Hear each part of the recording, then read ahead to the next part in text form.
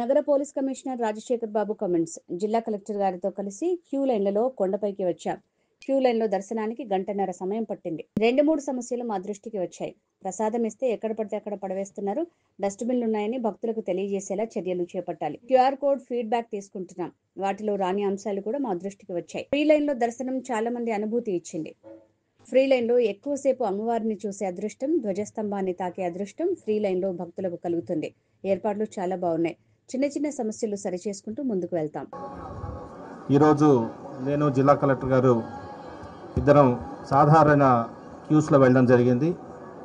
భక్తులకు ఎటువంటి అసౌకర్యం కలుగుతుంది అన్న కోణంలో ఒకసారి పరిశీలిస్తే బాగుంటుందని చెప్పేసి జిల్లా కలెక్టర్ గారు వారి అభ్యర్థన మేరకు ఈరోజు నేను కూడా జాయిన్ అయినాను. వారు రోజు ఎవ్రీడే క్యూలో వెళ్తున్నారు.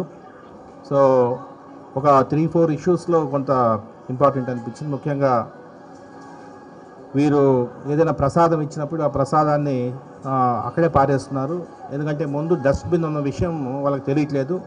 సో కొందరు భక్తులు ముందు డస్ట్బిన్ ఉన్న విషయం చెప్తే బాగుంటుంది సార్, మేము ఎలాగో మీరు వాటరు బాత్రూమ్స్ గురించి ఎలాగా మీరు సైనేజెస్ పెట్టారో అలాగా ముందు డస్ట్బిన్ ఉంది అన్న విషయం తెలియజేస్తే మేము ఖచ్చితంగా బాగుంటుందని చెప్పేసి వారు చెప్పడం జరిగింది. తర్వాత 2-3 సందర్భాల్లో కొంత సఫకేషన్ 2-3 ప్లేసెస్లో కొంత సఫకేషన్ ఉంది. సో జిల్లా కలెక్టర్ గారు ఇమీడియట్గా వాటిని రేపటికల్లా అడ్రస్ చేస్తారని చెప్పేసి తెలియజెప్పారు.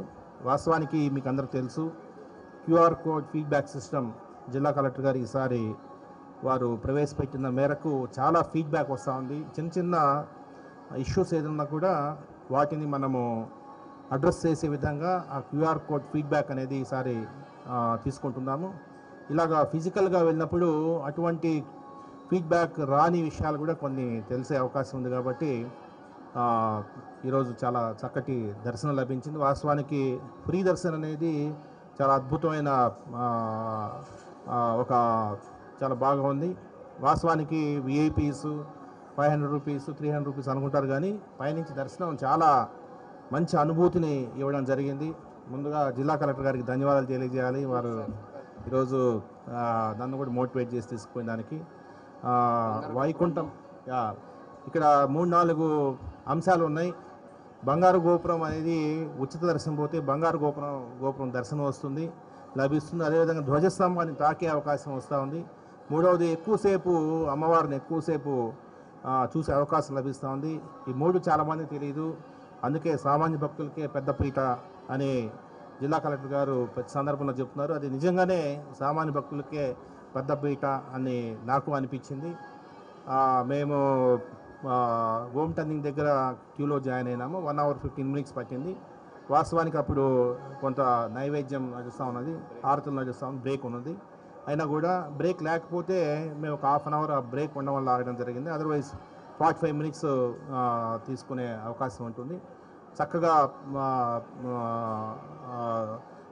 ఫెసిలిటీస్ చాలా బాగున్నాయి. కొన్ని చిన్న ఉంటే కూడా అవి అడ్జస్ట్ చేసుకుంటూ ముందుకు పోతాము. సో లాస్ట్ 2 days జిల్లా కలెక్టర్ గారు రావడం వల్ల చాలా ఇంప్రూవ్ అయింది. ఫస్ట్ రోజుకి సెకండ్ రోజుకి వారు వాస్తవానికి ఎవ్రీడే కొందరు ఆఫీసర్స్ అదే పనిగా ఈ క్యూ లైన్స్లో పంపించి ఫీడ్బ్యాక్ కూడా తీసుకుంటున్నారు. సో ఏదేమైనప్పటికీ ఇంత మంచి అవకాశం లభించిన దానికి జిల్లా కలెక్టర్ గారికి, ఈఓ గారికి అందరికీ ధన్యవాదాలు తెలియజేస్తున్నాను.